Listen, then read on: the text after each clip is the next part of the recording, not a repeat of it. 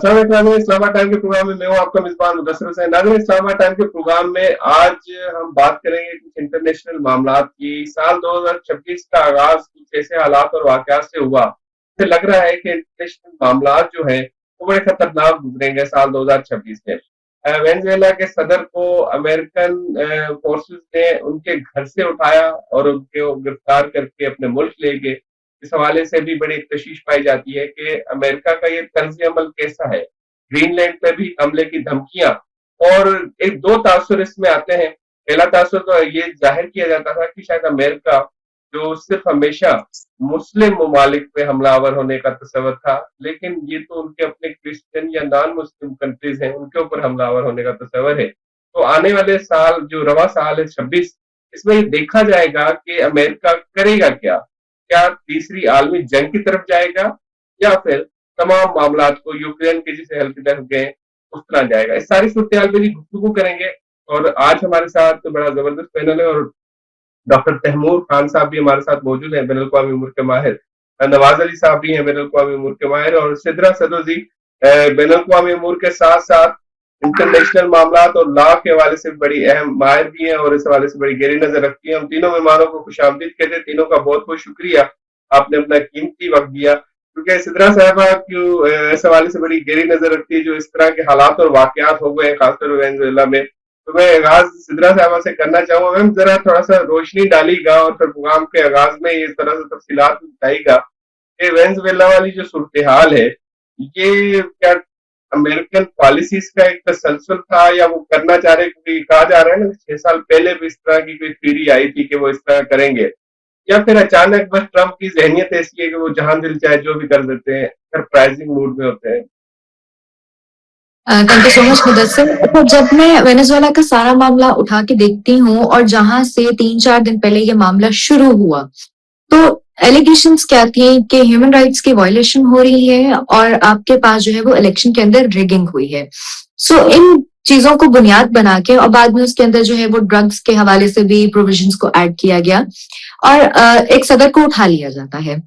यानी कि बगैर सिक्योरिटी काउंसिल को मुत्तला किए हुए आप एक मुल्क के ऊपर जो है वो हमला कर देते हैं, और उस मुल्क के ऊपर हमला करने का जो आप जवाब बताते हैं वो वहां पे ह्यूमन राइट्स के वायलेशन को बताते हैं। और एक मुल्क जिसके इंतखाबात उसका इंटरनल मैटर है, आप उसके अंदर रिगिंग को बुनियाद बना लेते हैं। कुछ दिन के बाद जो है वो आप ऑयल के ऊपर आ जाते हैं। आप बात करते हैं जनाब के अब जो है वो ऑयल 3 करोड़ 2 करोड़ 5 करोड़ बैरल जो है वो एक्सट्रैक्ट होगा, और जितनी भी इनकम है और जो भी फिस्कल मामलात है वो सारे ट्रम्प साहब खुद देखेंगे। वेनेजुएला जो है इस वक्त उसके पास सबसे ज्यादा जखायर हैं ऑयल के, और वेनेजुएला के साथ जो इत्तेहादी मुल्क भी अमेरिका के पास, ग्रीन मुल्क भी जी। और वेनेजुएला का इत्तेहादी है ईरान, वेनेजुएला का इत्तेहादी है रशिया, और वेनेजुएला का इत्तेहादी है चाइना। तो पहले वेनेजुएला को टारगेट किया जाता है और उसके बाद ग्रीनलैंड पे हमले की बात की जाती है। जब इसको जियोपॉलिटिकली देखा जाए तो ये एक सारा वो बेल्ट है जो बहुत क्लोजर है towards Russia and then China. So ये तो इसी तरह है कि सुपर पावर्स का एक दूसरे के आमने सामने आ जाना। कल रात क्या होता है कि खबर आती है कि रशिया का जो है वो एक जहाज जो which was full of oil, वो पकड़ा जाता है। कहाँ पकड़ा जाता है? इंटरनेशनल सीज में। इंटरनेशनल सीज को हम नो मैन्स एरिया भी कहते हैं, क्योंकि वहां पे आप ये देखिए कि जो हमारे पास कन्वेंशन है यूनाइटेड नेशंस का on the law of seas, वो क्या कहता है कि आप किसी भी ओपन वाटर में या ओपन सी में कोई दूसरा मुल्क किसी जहाज को नहीं पकड़ सकता, क्योंकि वो नो मैन एरिया है। यानी कि वहां पे अगर कोई जहाज फिर रहा है तो उसके ऊपर किसी भी मुल्क की जो है वो जुरिस्डिक्शन अप्लाई नहीं होती, मां सिवाय उस मुल्क के जिसका झंडा जो है वो उस जहाज के ऊपर मौजूद है। अमेरिका का टेक क्या आता है इसके ऊपर कि जनाब हमने चूंकि पाबंदियां लगाई हुई हैं और बार बार ये जहाज अपनी आइडेंटिटी को चेंज कर रहा था। आइडेंटिटी चेंज करना एक बात, लेकिन उस जहाज ने अपने परचम को चेंज नहीं किया, यानी it was moving under the Russian sovereignty. अब दूसरी बात कि क्या बायलैटरल पाबंदियां थी या यूनिलैटरल पाबंदियां थी जो अमेरिका की तरफ से इम्पोज की गई थी? क्या वो पाबंदियां यूनाइटेड नेशन के सिक्योरिटी काउंसिल की तरफ से लगाई गई थी या वाहिद एक मुल्क ऐसा था कि जिसने वो पाबंदियां लगाई थी। सो इस सिचुएशन में जब हम इंटरनेशनल लॉ को उठा के देखते हैं तो अमेरिका की तरफ से लगाई गई यूनिलैटरल पाबंदी किसी भी तरह जो है वो किसी दूसरे मुल्क पे अप्लाई नहीं होती, और इंटरनेशनल सीज में जहां पे एग्जैक्टली एक नो मैन्स एरिया है या नो मैन्स लैंड है तो वहां पे तो कभी भी नहीं होती। सो इस सिचुएशन में एक बिल्कुल जो पावर डायनामिक्स है अगले 2-3 दिन बहुत ज्यादा अहम है, क्योंकि इसके ऊपर एक जो मेजर टेक है वो रशिया की तरफ से भी आया है, और फिर ये बयान आना कि हम नेटो की मदद लेंगे और नेटो जो है वो कुछ भी नहीं है अमेरिका के बगैर। तो आप ये देखिए कि नेटो को जो मेजर दफाई असलहा है वो फराहम करने वाला अमेरिका है। तो इस सिचुएशन में एक बहुत बड़ा क्वेश्चन मार्क नेटो की इम्पार्शियलिटी पे भी आता है। और देखिए अमेरिका तो एक पावर गेम खेल रहा है। अमेरिका इज मोर देन जिसको कहते हैं ना कि more than confident on themselves, लेकिन इसमें नेटो के किरदार को भी बहुत मशक्कत कर दिया जाता है। नवाज साहब से भी जरा मैं मालूम करना चाहूंगा, उनको भी शामिल करते हैं प्रोग्राम। नवाज साहब जरा ये बताइएगा, जैसे कि सिद्रा साहब ने बड़ा अच्छा पॉइंट आउट किया कि बायस हो रहे हैं, नेटो भी बायस हो गया, और खासतौर पे नेटो में वो ममालिक जो अमेरिका का साथ दे रहे हैं वो एक अलग डिफरेंट साइड क्रिएट हो रही है कि एक वो मुल्क जो अलग अपनी पावर शो कर रहे हैं, दूसरी जानिब चाइना, रशिया, तो ये अलग मुल्क। तो आप समझ रहे हैं कि ये जो हालात और वाकयात है साल 2026 में कोई तीसरी आलमी जंग की तरफ तो जाते हुए नजर नहीं आ रहे हैं? जी बहुत शुक्रिया। पहले तो मैं ये कहूंगा कि इस वक्त के जो हालात हैं उनको अगर देखा जाए तो हिस्टोरिकल पॉइंट ऑफ व्यू से जब कोल्ड वॉर ईरा थी, जब पूरे वर्ल्ड सिस्टम को हम बाइपोलरिटी की बेसिस पे जाना जाता था, तब देखिए कोल्ड वॉर ईरा थी जिसमें आपकी इनडायरेक्टली वॉरफेयर थी अगेंस्ट ईच अदर, जिसमें आपके दो ब्लॉक्स थे। इस वक्त आपका जो सिस्टम है वो चले based on unipolarity, but in reality तो चले यूनिपोलरिटी है, एक आपका सिंगल सुपर पावर है, उसकी अपनी एजेंडी है, उसकी अपनी डोमिनेंसी है, उसकी मर्जी है कि वो जहां पे जिस चीज पे जैसे जो एक्शन ले उसके अगेंस्ट अगर हम देखें तो एक बहुत बड़ी ट्रेजेडी है कि आपका यूनाइटेड नेशन जो आपकी पूरी मतलब पूरी दुनिया का सबसे बड़ा platform, United nation league of nation बन गया ना, उसके तो हालात ऐसे हो गए ना, वो किस तरफ नहीं। देखिए इनमें तीन एस्पेक्ट्स आते हैं, तीसरी डायरेक्शन आती है जो आपके वर्ल्ड जो सिक्योरिटी, पीस एंड प्रॉस्पेरिटी को मेंटेन रखने के लिए वो आता है। आपका तीसरी चीज आती है role of international law. International law की अगर हम बात करें तो इंटरनेशनल लॉ क्यों बना था? हर स्टेट इंटरनेशनल लॉ के अकॉर्डिंगली सॉवरेन स्टेट मानी जाती है। अनफॉर्चुनेटली मैं फिर वही कह रहा हूं कि चले आपकी कोल्ड वॉर ईरा में तो चले बैलेंस तो था, एक सुपर पावर थी, उसको काउंटर करने के लिए डायरेक्टली दूसरी साइड पे आपके पास रशियन ब्लॉक था। इस वक्त सबसे बड़ा अलमिया ये है कि आपके पास पूरी दुनिया में एक यूनिपोलरिटी, अमेरिकन की डोमिनेंसी, और वो जहां पे जिस तरह पे वेनेजुएला की जो एग्जांपल दी गई ये फर्स्ट वन एग्जांपल नहीं है, इससे पहले आप देखें ईरान पे भी अटैक हुआ था ऑन द बेसिस ऑफ जो न्यूक्लियर नॉन प्रोलिफरेशन और उन चीजों पे। तो क्या बाकी जो ममालिक थे उनकी जो प्रोलिफरेशन की बात की जा रही है तो क्या उनके ऊपर प्रॉपर चेक एंड बैलेंस है? इजराइल के ऊपर है। इनकी रिसेंटली बात की कि इंडियन जो न्यूक्लियर प्रोग्राम है वो किसी भी कीमत पर इसी को कंटिन्यू करेंगे। ब्रेक का वक्त हुआ है, ब्रेक ले लेते हैं, ब्रेक के बाद फिर दोबारा इसी को कंटिन्यू करेंगे और डॉक्टर तैमूर साहब को भी प्रोग्राम में शामिल करेंगे। नाज़रीन वक्त हुआ ब्रेक का, ब्रेक लेते हैं, ब्रेक के बाद दोबारा।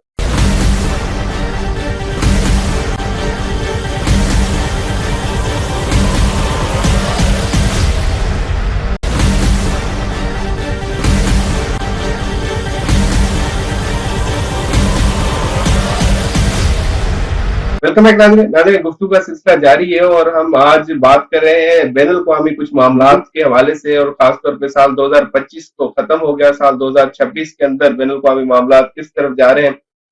डॉक्टर तैमूर को भी इस हवाले से प्रोग्राम में शामिल करते हैं और इसका भी टेक लेते हैं। डॉक्टर साहब जरा ये बताइएगा कि मैं थोड़ा सा रोशनी डाल दूं, क्योंकि ये कहा जाता है वेनेजुएला वाला हालात जो है अमेरिका ने किस किस मुल्क में किए, तो थोड़ी सी आपके से मालूमात है जहां तक हमें पता चल रहा है, जैसे सूरत के बारे में अपने नाज़रीन को बताएंगे। 2011 में वेनेजुएला वाला हालात जो है पाकिस्तान में भी हो चुके हैं, उसामा बिन लादेन का जैसे ऑपरेशन हुआ, इसी तरह हमास का ईरान के अंदर भी हो चुका है इसी तरह का ऑपरेशन, और इसी तरह का वेनेजुएला में भी हो चुका है, और शायद कई और ममालिक में भी हो इस तरह की तारीख हो। तो अमेरिका दूसरों की खुदमुख्तारी पे हमला कर रहा है, तो अमेरिका को अपनी खुदमुख्तारी पे कोई डर खौफ नहीं है कि कहीं उसकी खुदमुख्तारी पे कोई हमला ना कर दे? जी बहुत शुक्रिया मुदस्सर साहब। पहले तो हम बैनुल अक़वामी ताल्लुकात को देख ले और हम दुनिया को देख ले कि किन उसूलों पे ये दुनिया कायम है और ये हमारे इंटरनेशनल रिलेशन जो है वो किन उसूलों पे कायम है। तो सबसे बड़ा जो उसूल है वो स्टार्ट होता है 1648 में after the treaty of Westphalia. वहां पे ये डिसाइड होता है कि आज के बाद जो है वो सॉवरेन स्टेट्स हों, मीन्स के कोई इंटरनल या एक्सटर्नल एक्टर जो है वो इंटरफेयर नहीं करेगा किसी भी स्टेट के इंटरनल अफेयर्स में।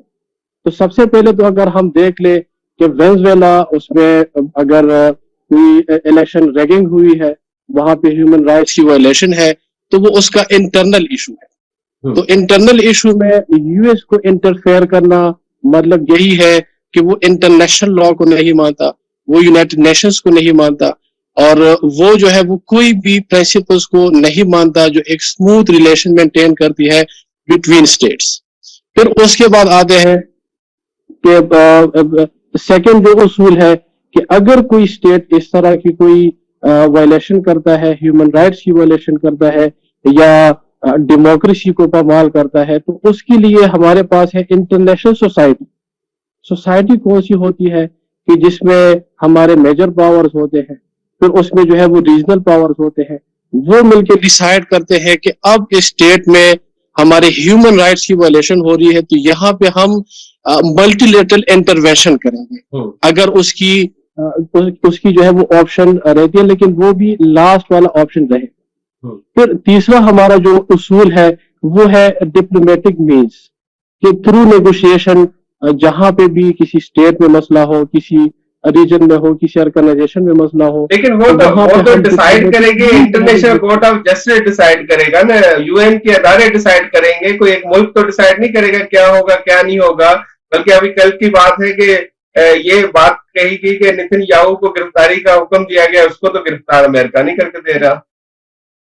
हाँ, तो मुदस्सिर साहब मैं उसी पे आता हूँ कि दुनिया में जिस मुल्क में भी इस तरह की वायलेशन होती है तो वहां पे उसके लिए मल्टीलेटरल प्लेटफॉर्म्स होती है कि जिस तरह हमारा मल्टीलेटरल प्लेटफॉर्म जो है वो यूनाइटेड नेशंस ऑर्गेनाइजेशन है, जहां पे सारे ममालिक हैं, ऑलमोस्ट 193 कंट्रीज है, वहां पे जनरल असेंबली भी है, वहां पे सिक्योरिटी काउंसिल भी है, वहां पे रेजोल्यूशंस पास होते हैं। वेनेजुएला अगर ह्यूमन राइट्स की वायलेशन करता है तो उसके बाद यूनाइटेड नेशंस ऑथोराइज करता है इस मेजर कंट्रीज को, बेशक वो यूएस को ऑथोराइज करे कि आप जो है वेनेजुएला में जो है वो ह्यूमन राइट्स की वायलेशन तो उसको रोक दे। लेकिन यहाँ पे अगर हम यूएस की फॉरेन पॉलिसी पे आते हैं स्पेशली, तो यूएस की आप हिस्ट्री देख ले तो इस तरह का प्रेसिडेंट जो है वो आपको हिस्ट्री में नहीं मिले। ठीक है, यूएस की जो फॉरेन पॉलिसी है वो ऑलमोस्ट हमारी रियलिज्म के बेस पे वो चलती है, जहां पे वो अपना इंटरेस्ट देखती है, जहां पे वो क्या करती है, वो मिलिट्री भी यूज करती है, वो इकोनॉमिक सैंक्शंस भी यूज करती है। यहाँ पे अमेरिका जो है वो एक हेजमोनिक पावर बन गया है और वो ऑफेंसिव रियलिज्म, ऑफेंसिस के थ्रू कंट्रीज को क्या करता है, वो टारगेट करता है ताकि हम नेचुरली। ये जरा बताइएगा कि सिम्टम्स जैसे कहते हैं ना, मिसालें मिलती हैं इस तरह की। पहले आलमी जंग की बुनियाद यही पड़ी थी ना कि अपनी अनापरस्ती, और कहा जाए दूसरी आलमी जंग की यही बात हुई थी। और अब जो सूरत हाल है क्योंकि इस तरफ जाती हुई नजर आ रही है, ये आप समझ रही है कि यूक्रेन वाला मामला हल होता हुआ नजर आ रहा है और थोड़ा सा कुछ न कुछ फलस्तीन के गजा मुआहदे के बाद कुछ मामला हल होते नजर आ रहे हैं।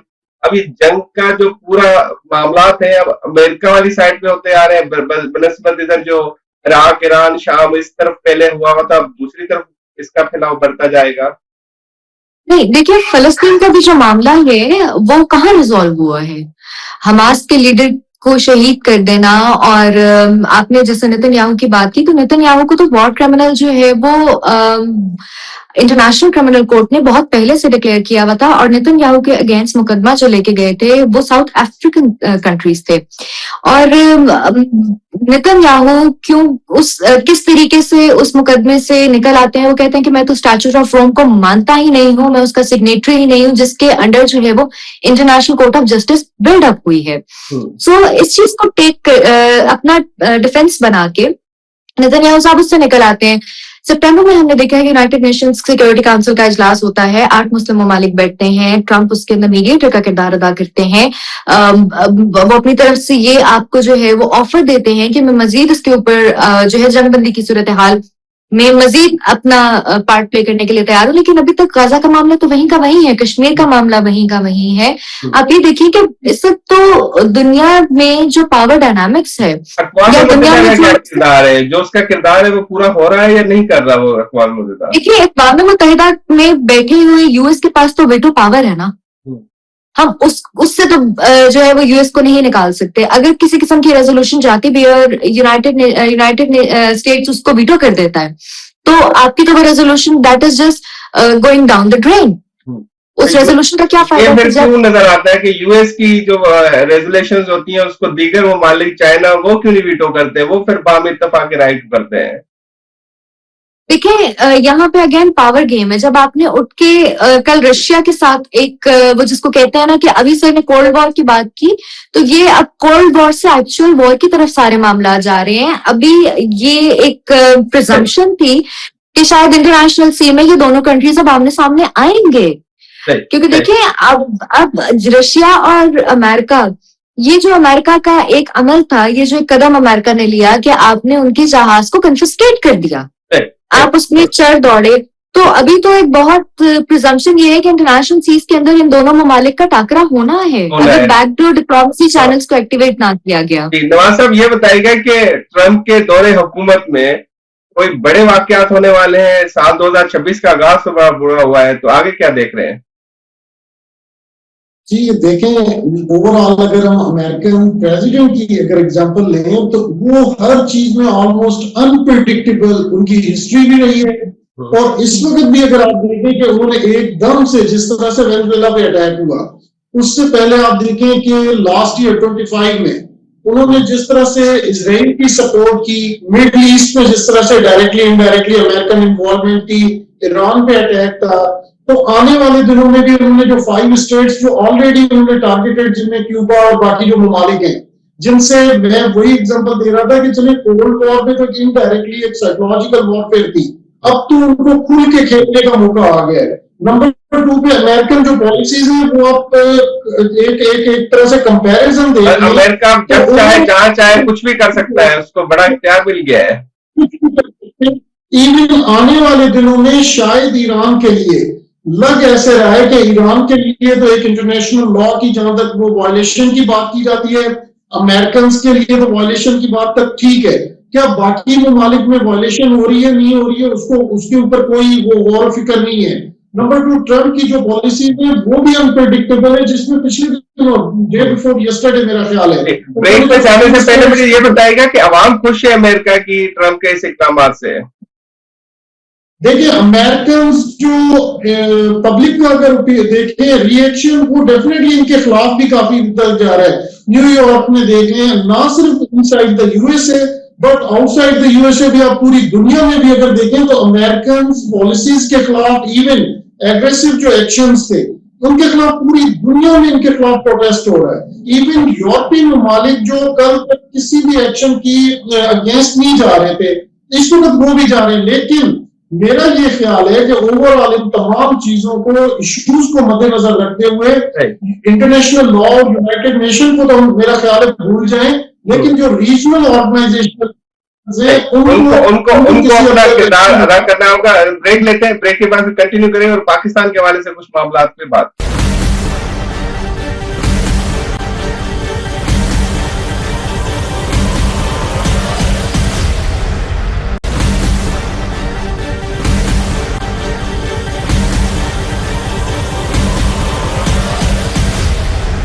वेलकम बैक नाज़रीन, प्रोग्राम के आखिरी हिस्से में, क्योंकि इंटरनेशनल मामला हैं, इसके असरात पाकिस्तान पे कितने पड़ने वाले हैं, इस पे थोड़ी सी प्रोग्राम में गुफ्तगू करेंगे और हमारे तीनों मेहमान मौजूद हैं। सबसे पहले डॉक्टर खुर्रम साहब की तरफ जाऊंगा।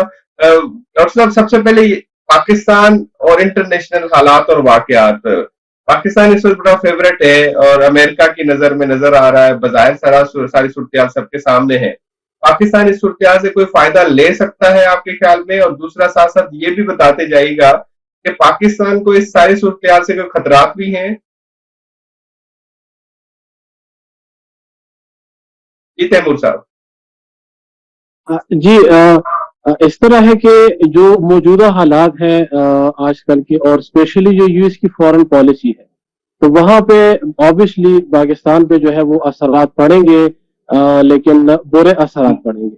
बुरे असरात इसलिए पड़ेंगे कि जिस तरह जो यूएस कर रहा है, अब जब रिसेंट हमारे पास एग्जांपल है कि रशिया कह सकते हैं कि यूएस पाकिस्तान का इत्तेहादी है, पाकिस्तान यूएस का इत्तेहादी है? नहीं, इत्तेहादी रहना चाहिए। देखिए, इत्तेहादी रहने में कोई हर्ज नहीं है, लेकिन जहां पे वो अपनी गलत फॉरेन पॉलिसी बनाएगा वहां पे कम से कम हम मोहतात रहे कि उस गलत फॉरेन पॉलिसी में हम उनका साथ न दें। अगर खुदा न खास्ता चाइना की तरफ आते हैं, ईरान की तरफ आते हैं, हमारे इस रीजन में आते हैं और किसी स्टेट को टारगेट करते हैं, तो जाहिर सी बात है वहां पे हम उनको साथ नहीं देंगे। अगर हम साथ देंगे तो तब हम पे जो है वो बुरे असरात पड़ेंगे। और हमने जो है वो किसी दोस्त को खफा भी नहीं करना, हमने किसी दुश्मन को खुश भी नहीं करना, क्योंकि हमारे फायदे में भी बहुत सारी ऐसी चीजें हैं जो हमें यूएस प्रोवाइड कर सकती है, हमें रशिया प्रोवाइड कर सकती है, हमें चाइना कर सकती है, हमें सऊदी अरेबिया कर सकती है, हमें ईरान कर सकती है। तो वहां पे हमें जो है वो आप कह रहे हैं न्यूट्रल होना चाहिए, तीनों से फायदे लेने चाहिए। ऑब्वियसली सारी दुनिया अमेरिका तो रूस के साथ भारत के पेट्रोल लेने को बर्दाश्त नहीं कर रहा कि हम पे तीनों से फायदे लेंगे, वो हमें पाबंदियां नहीं लगाएगा। देखिए, यहाँ पे हमने कोल्ड वार की बात डॉक्टर साहब ने की, तो मैं कोल्ड वार की आपको एक एग्जाम्पल में ये लूं कि कोल्ड वार में पाकिस्तान ने एक पॉलिसी अडॉप्ट की थी जिसको हम हेजिंग कहते हैं। हेजिंग का ये होता है कि आप ना बैंकिंग करते हैं और ना बैलेंसिंग करते हैं। आप क्या करते हैं, जहां से आपको फायदा मिलता है, यूएस से, चाइना से, रशिया से, ईरान से, जहां से आपको फायदा मिलता है वहां से आप फायदा लेते हैं। और आपको पता है कि कोल्ड वार में पाकिस्तान ने जो है वो 51% फॉरेन एड जो है वो यूएस से लिया था, 49% एड जो था वो चाइना से लिया। और वो कोल्ड वार जहां पे कम्युनिस्ट और कैपिटलिस्ट ब्लॉक्स बनी थी और दोनों मुखालिफ ब्लॉक्स थे। तो अगर वहां पे हम अपनी पॉलिसी को मैनेज कर सकते हैं तो हमें फायदा लेना चाहिए मौके का, और फौरी तौर पे चाइना, रशिया और अमेरिका बैक वक्त तीनों से फायदा लिया जा सकता है। ऐसा मुमकिन नहीं हो पाएगा, सिर्फ एक से फायदा ले सकेंगे इन हालात में? जी देखिए, बिल्कुल हम ले सकते हैं। सबसे पहले तो यह कि पाकिस्तान की ओवरऑल जियो स्ट्रेटेजिक लोकेशन जो कि गॉड गिफ्टेड है, और जिसकी बेसिस पे पहले भी दुनिया आपके पास, देखिए पाकिस्तान कोई सुपर पावर कंट्री का नाम नहीं है। पाकिस्तान एक जियो स्ट्रेटेजिक बेस्ड, एक ऐसी आइडियल लोकेशन बेस्ड कहीं वो हमें इत्तेहादी के तौर पे अपने साथ मिलाना चाहे तो भी हम साथ देना चाहिए अमेरिका का। अगर वो कहेंगे कि हमला करना है किसी मुल्क पे तो साथ दें। सीटों सेंटों में भी हम पाकिस्तान एज ए अमेरिकन अलाय रहे हैं, उसके अलावा अफगान वॉर में भी रहे हैं। तो अब भी अगर हम अपने इंटरेस्ट बेस्ड पॉलिसीज के अकॉर्डिंगली देखिए, आपकी जब इंटरनल पॉलिसीज और एक्सटर्नल पॉलिसीज जिनको आप फॉरेन पॉलिसी कहते हैं वो आपके नेशनल पावर बेस्ड होती है। हर स्टेट अपने इंटरेस्ट को प्रोटेक्ट करती है। पाकिस्तानी आवाम में से किसको पसंद करती है? अगर चाइना और अमेरिका सामने रखा जाए तो पाकिस्तान की आवाम तो चाइना को प्रायोरिटी देती है, तो ये गलत फैसला नहीं होगा? देखिए, हम बैलेंस में रह के अपने तमाम जो इंटरेस्ट है उनको प्रोटेक्ट कर सकते हैं। नो डाउट हमारे चाइना के साथ, नंबर 2 आप देखें, एक तो माजी की हिस्ट्री है, दूसरा चाइना हमारे नेबर स्टेट है। जब आपके कल्चरल और आपकी बाकी वैल्यूज ऑलमोस्ट सेम और पीपल टू पीपल कांटेक्ट होगा तो यकीनन आपका जो है ना एक नेबर का जो डिफरेंस होगा वो आपके दूसरी स्टेट से काफी ज्यादा डिफरेंट होगा। नंबर 2 पे हम अगेंस्ट अमेरिकन के जा रहे हैं ना चाइना के जा रहे हैं। हमारी अभी भी आप देखें कि जो डिप्लोमेटिक चैनल्स पे हमने जितनी स्ट्रॉन्ग, इवन मिलिट्री डिप्लोमेसी की रिसेंटली बात करें, क्योंकि जो कुछ अभी हमें कामयाबी मिली है just because of military diplomacy, तो वो भी एक हद तक हमारे लिए एक सक्सेसफुल फॉरेन पॉलिसी का एक कहें कि सिग्नल है। तो इसी तरह से हम अपनी लिमिट में रहते हुए, बैलेंस में रहते हुए, अगर दुनिया की पावर्स के साथ अपने आप को बैलेंस में रख के भी उनके साथ हम अपने इंटरेस्ट एंजॉय कर सकते हैं और प्रोटेक्ट कर सकते हैं। लेकिन ये जरूर है कि हमारे जो नेबर स्टेट्स हैं उनके साथ, अफगानिस्तान या ईरान के साथ अगर खुदा न खास्ता कभी कोई किसी किस्म का इश्यू होता है तो उसके कॉन्सिक्वेंसेस भी डायरेक्टली और इनडायरेक्टली पाकिस्तान पे भी पड़ेंगे। सिद्रा साहब ये बताइए, क्योंकि ईरान भी हमारा दोस्त इस्लामिक मुल्क है और चाइना हमारा दोस्त मुल्क है, दोनों हमारे पड़ोसी भी हैं, लेकिन दोनों बदकिस्मती से अमेरिका के एक तरह से दुश्मन भी हैं। तो अगर अमेरिका ने उनके ऊपर कुछ किया तो पाकिस्तान क्या अमेरिका का साथ देगा या फिर अपने पड़ोसी और दोस्त मुल्कों का साथ देगा? मुदस्सिर, अभी जब रिसेंटली ईरान और इजराइल का एक झगड़ा सामने आया था तो ईरान के पार्लियामेंट में तो तशक्कुर पाकिस्तान के नारे लगे थे, और उसी के कुछ अर्से बाद जो है वो अमेरिका ने हमारे साथ ट्रेड की भी बात की और अमेरिका ने हमारे लिए जो है वो अपने टैरिफ को भी इंक्रीज नहीं किया। तो आप अगेन जैसे सर ने बात की है कि हमारी फॉरेन पॉलिसी, हमारी डिप्लोमेसी, मतलब देखिए हमें we need to strike a very healthy balance. हमारी और चाइना की दोस्ती जो है वो हमें एक दोस्ती नहीं, वो एक ब्रदरहुड है। सिमिलरली जो ईरान है, ईरान के साथ हमारे ताल्लुकात बहुत अच्छे हैं। आपने इंडिया की बात की कि इंडिया जो है वो रशिया से ऑयल ले रहा है तो उस पर ट्रम्प साहब बख्श नहीं रहे, लेकिन ये पाकिस्तान और इंडिया का तो एक फाते और मफ्तू वाला जो है एक रिश्ता है, और इसी फतह के बाद तो माशाल्लाह पाकिस्तान को एक वो जो पोजीशन है, जो एक बड़ी प्रोमिनेंट पोजीशन है, वो दुनिया के नक्शे पे उभर के आई है। तो अल्हम्दुलिल्लाह बीइंग अ फाते, और जिस तरीके से कल DGISPR की कॉन्फ्रेंस थी कि अगर दोनों मिलके भी आते हैं तो फिर आए और मजा ले लें। तो पाकिस्तान के साथ इस वक्त तो अल्लाह पाकिस्तान को नजर बद से बचाएं, तो कोई भी कंट्री जो है वो अगेंस्ट जाने की हिम्मत नहीं रख सकता। और जहां तक बात है कि हम चाइना का साथ देंगे या अमेरिका का साथ देंगे, देखिए there are no permanent friends and no permanent enemies in the international relationships. आपकी जो जंगे हैं उनका भी आखिर में हल मुज़ाकरात की टेबल ही है। तो बात अपनी से है कि पाकिस्तान जो है उसको तो मलका हासिल है अपने डिप्लोमेटिक रिलेशनशिप्स को खूबसूरत बनाने में। तो इंशाल्लाह आखिर में ये बताइएगा, क्योंकि प्रोग्राम का इख्तिताम का वक्त है, भारत के साथ जो हमारा मसला कश्मीर का मामला है, अमेरिका के हमारे साथ होने से हम कोई अमेरिका से ये दबाव डाल सकते हैं कि मसला कश्मीर फौरी हल करे? देखिए UN की सिक्योरिटी काउंसिल में भी हमारे प्राइम मिनिस्टर साहब ने सबसे पहले कश्मीर की बात की है और कहा है कि this is our red line. हम भारत के साथ तब तक मुज़ाकरात की टेबल पे नहीं बैठेंगे जब तक कश्मीर के मसले को हल नहीं किया जा सकता। फायदा क्यों नहीं ले रहे इस चीज का कि भाई हमारे साथ इतने ताकत साथ है तो जरा भारत पे दबाव डाल के मसला कश्मीर हल कराएं? देखिए नहीं, हमारे हुक्मरान इस मसले को भूले नहीं हैं और हमारे हुक्मरान हर इम्पोर्टेंट ओकेजन के ऊपर इस मसले को बारहा उठाते हैं और बारहा छेड़ते हैं। इसका फायदा लेने का, इसके हल के लिए कोई, जैसे आपने कहा ना, फायदा ले सकते हैं, तो ये इतना बड़ा फायदा हम क्यों नहीं ले पा रहे हैं? जी बिल्कुल है, बिल्कुल है। हमारा अमेरिका के साथ अल्हम्दुलिल्लाह बहुत अच्छे ताल्लुकात हैं, और ना सिर्फ अमेरिका के साथ बल्कि आप देखें कि हमें हरमैन शरीफैन की जो है वो हिफाजत के ऊपर मामूर किया गया। अभी UAE के प्रेसिडेंट आए हैं और वो हमारे पास इन्वेस्टमेंट की बात करें तो सिर्फ अमेरिका नहीं, इस वक्त OIC का भी किरदार इसमें बहुत अहम है। बहुत बहुत शुक्रिया आप तीनों मेहमानों का। आप तीनों ने अपना कीमती वक्त दिया और बैनुल अक़वामी मामलात पे गुफ्तगू की। इसके साथ अपने मेजबान मुदस्सिर को दीजिएगा इजाजत।